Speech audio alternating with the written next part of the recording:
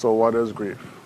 The definition that we like to use for grief is pretty much a profound feeling of sadness and pain that is caused by an important loss, change, crisis, or failure, either actual or perceived. And that's important because oftentimes, we look and see, well, it wasn't that bad, or, other people have it worse, yet all it takes is a perception of what actually happened, for someone to feel as though it was really a big loss for them. And as we speak about loss, loss is defined as a breaking of a bond that you have formed with a significant person, a place, a thing, or idea. And it could even be beliefs in your life, things that you've held on for a long time. So for example, you've always wanted to get married by the age of 21. You're 28 now. That's a loss, all right, because you've let go, or you've had to forcibly let go an ideal or value that you've held on to. Now, when we say that a person is grieving, what we're actually talking about is the process of them acknowledging the loss. In order for you to grieve, you have to acknowledge that you actually lost something. And so when I think about society, we oftentimes don't even acknowledge that we've lost anything. We brush it off. Yes, whatever, it is what it is. And so we never actually have a time to process what actually happens to us. And ironically, that keeps us stuck, and things start to build up, compile on one on top of the other, until you find yourself just living, reacting, bleeding out, pretty much. All right? And so we need to process our grief through grieving by first acknowledging the loss. And the natural grief and sadness or feelings that come as a result, you want to be able to allow them to be processed, so you can incorporate whatever loss you've experienced into your current life. It's part of the whole letting go process as well. Now, when we talk about bereavement as opposed to grief or grieving, would be more focused on death. Bereavement has more to do with death of a loved one, so family member, spouse, child, and so forth. Okay, but they're all typically the same thing, just for different reasons. Mourning, we're all familiar with mourning, and this is the state of being at the time of grieving. So we know that we are mourning when we have funerals, right? You have bereavement. So someone dies, you all go to a funeral, and then after the funeral, you have a period of mourning. You have the wakes and, all those different things, but it all kind of helps you really go through that process of grieving. All right. Now, why are these things important? As I mentioned earlier, we need to acknowledge our loss so we can actually process it and move on. So then why should I actually process what I'm going through? Why the need for that? Because one thing that we've found and we know, and everyone pretty much knows, even though we throw it around, is that just because we don't acknowledge something or face it doesn't mean that it's not there. And as hard as we could try and suppress it and fight it, if we are really honest with ourselves, it finds a way to come out. It bleeds out in one of many ways, in many different ways, in your relationships with family, friends, with yourself, your moods, your interactions, your beliefs, your thoughts, all those things become impacted by compounded and complicated grief and loss, all right? And this is particularly more so prevalent when you see there's a consistent string of grief or losses that really pile up. So you have a death in your family, you have the loss of a pet, you have the loss of a job, you have someone in your family got robbed, or someone got killed, or you have a child who's failing in school. Like, there are so many things that happen on a day-to-day basis that we don't always take into account. And as a result of that, we tend to become emotionally numb, right? And numbness is actually an emotional response to loss and grief. However, we do it in order to protect ourselves. And while natural in the beginning, if that is continued, then it starts to pepper your life experience, and it really doesn't allow for full experience of life, because you always seem to be stuck in that moment. So someone could talk about something, bring up something, talking about old times, reminiscing, and bring it up, but yet every time you hear something, you start to cry or feel teary, or you want to avoid it or run away from it, or don't want to address it, avoid people, avoid things, avoid memories. You have problems sleeping, you have problems trying to function in work or in school, and you may think, well, hey, it will pass, it will go away, but the truth is, just because you avoid something doesn't mean that it doesn't exist. All right? And so that's one of the reasons why this area of addressing grief and loss is so important. So now we need to look at some of the things that could make grieving actually difficult, more difficult than the real process actually is. So for example, if we look at society, and there's a competitive sort of nature to society, or a low tolerance for grieving and loss. So someone who experiences something significant, you have to just kind of suck it up and move on, all right? So that could actually complicate the process, because it doesn't really allow for a person to fully experience what they're going through. Or it could be even simple ignorance of what grief looks like, or the process, or what it entails. Societal norms that stress thinking over feeling. So instead of feeling, we want to rationalize everything and intellectualize, so that we feel as though it's not as impactful on us. And then also our own inability at times to find meaning in loss, because you find yourself questioning about, well, this didn't have to happen, this doesn't make any sense. Like, I want to be able to move on, but how can I move on when this happened? This wasn't supposed to happen. And so all those type of things start to complicate the grief. Now, apart from those complicating factors, grief in itself is a highly emotional experience, and it hurts. There's no bones about it. It's going to hurt. As human beings, we tend to naturally avoid anything that is difficult, sadness, anger, fear, but more so sadness and fear, because for some reason those feelings make people feel weak or vulnerable. Rightfully so. However, anger tends to be the one that most people fall back on, because you feel powerful in the moment, you feel strong, even though on the inside what you really feel is sad or fearful. But in trying to go through your grief, your feelings can be very volatile. You could be happy one time and then sad the next, and very unpredictable, okay? So in order to go through this process, some of the things we need to look at then are the major things we're trying to achieve from it. So the first thing we want to achieve from grief is acknowledging the loss. We have to acknowledge, as I mentioned earlier, that something actually happened, okay?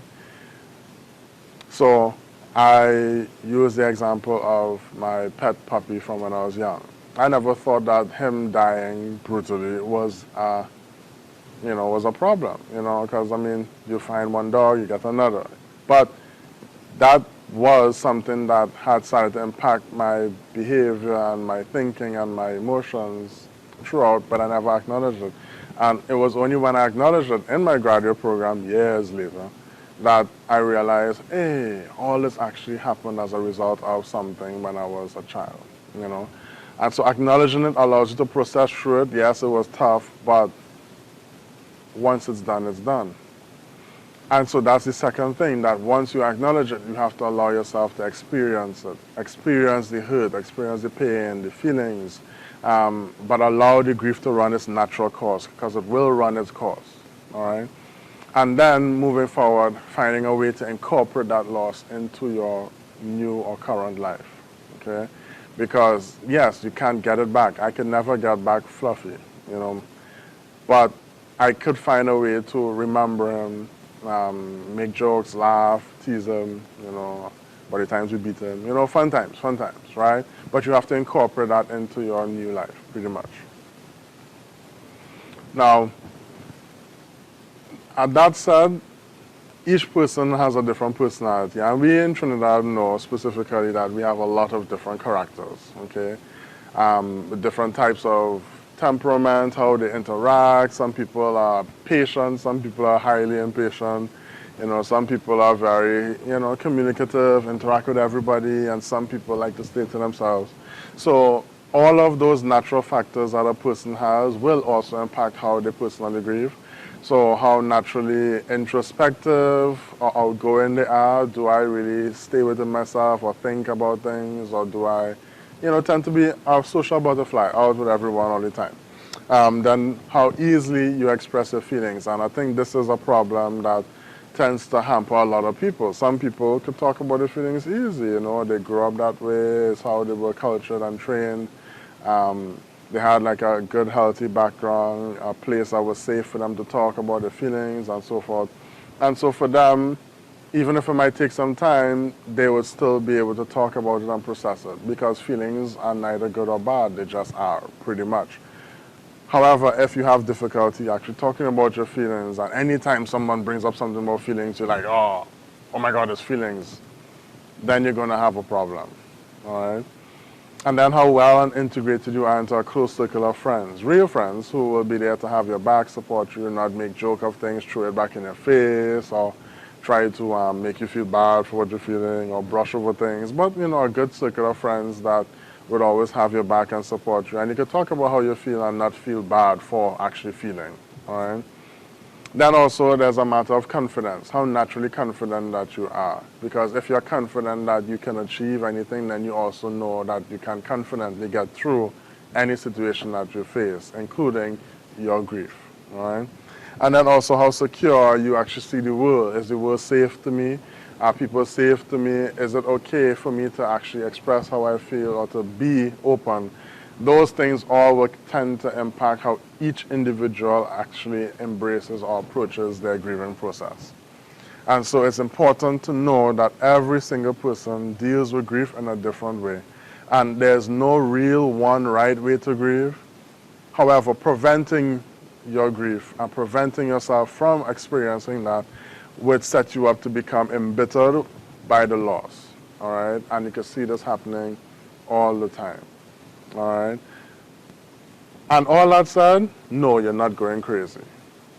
It might feel that way, but you're not going crazy. It's a normal response, a normal reaction to an abnormal event, okay? Now, we live in a society where we tend to be very open, precocious. I'll say precocious. Always in everybody's business, talking about everything, have something to say about everything, and it's going to be the same thing about grief, all right? Grieving.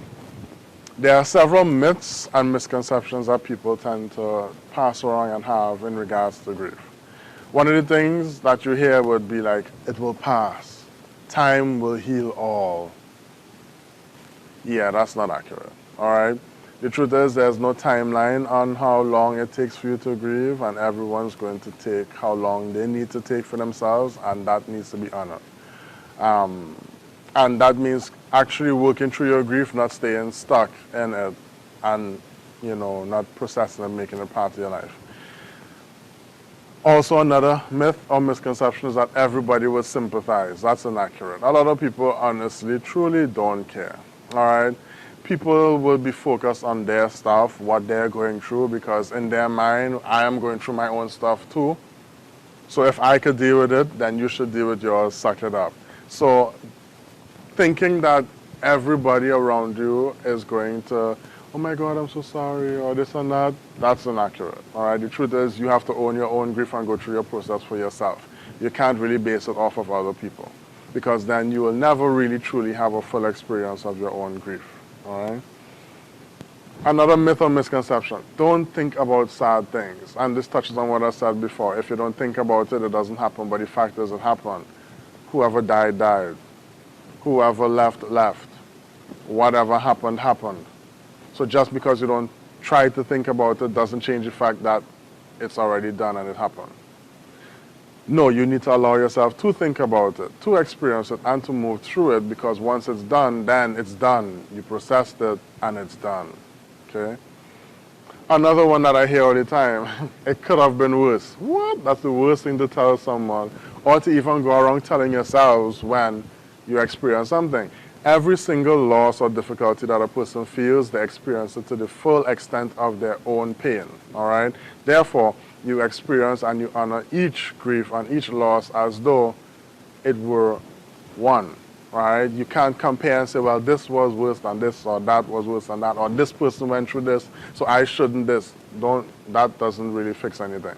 What it does is sets you up in a cycle of neuroses where you're trying to make sense of something that you can't logically make sense of. It's an emotional thing that you are going through, so you have to allow your emotions to feel it.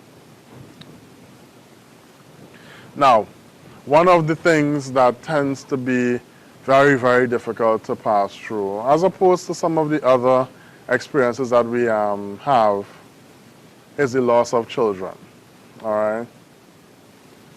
In the natural order of things, we always expect that the children are going to outlive their parents.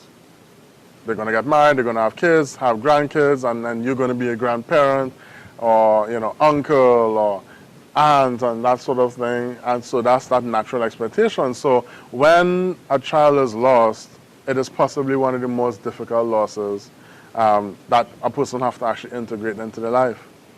Because a child is a person's legacy, a family's legacy, a parent's legacy. And when they die, it's almost like a part of the future dies. Now, this makes trying to integrate that loss into your life so much more difficult, because it's going to have to be a lifelong endeavor. You know, you have birthdays or anniversaries come up, they should have been here, or what things would have looked like. So they were actually your future, and so it's almost like you lost a part of your future. And so for a lot of parents or family members, adults, the grieving really doesn't end until it runs its course, you know. Even times it really doesn't end completely, even after they accept it, all right? And so this is something that we need to be particularly mindful of. I know the loss of a child is one of the leading reasons for divorce or for separation in relationships as well, because usually everything starts to break down in the family. The lack of communication, the lack of understanding of each other's grief. Some people grieve more than others. Some people think about them. Some people think you're not thinking about them enough. And so I've heard so many cases, worked with so many couples about this, and the important thing is that you each understand that what you're going through is unique to you, even though it's a family loss. All of you all are going to be going through it together and supporting each other. However, you need to also allow each person to have space to grieve on their own, to have their siblings grieve on their own. All right? There's no real, again, right way for it to happen, but this is natural. Okay, and even though it's difficult, it hurts, it's painful, it's going to end. All right, everything and some period of time does get better. All right, and so I'm going to stop there for today on this aspect. So far in the next section, we're going to focus on some different types of losses and get deeper into some of the impacts of grief and loss.